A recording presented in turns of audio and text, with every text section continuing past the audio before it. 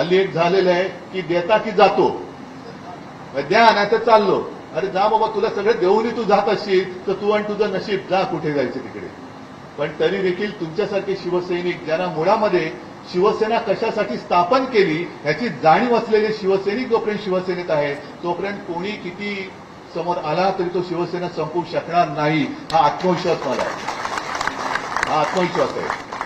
आजच्यासारखंच तुम्ही चांगले चांगले पराक्रम, मी पराक्रमच म्हणेन, करत राहाल ही अपेक्षा आहे. आशा, नुसती आशा नव्हे तर खात्री आहे. आणि एकदा तुम्ही एकत्र आल्यानंतर त्याचं काय होतं, काय आपल्याला मिळतं हे दाखवल्यानंतर मला खात्री आहे की देशातला प्रत्येक रेल्वेमधला, प्रत्येक युनियनमधला कर्मचारी हा आपल्या युतीमध्ये आल्याशिवाय राहणार नाही. आणि त्याला पण कळेल की अरे बस, सत्ता असो वा नसो हे आपल्यासाठी लढतात आणि आपल्याला न्याय मिळवून देत आहेत. त्याच्यामुळे न्याय हक्कासाठी निर्माण केलेली शिवसेना आहे.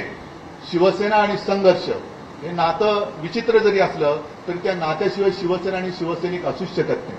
आणि तो संघर्ष तुम्ही करता आहात, तुमचा मला अभिमान वाटतोय.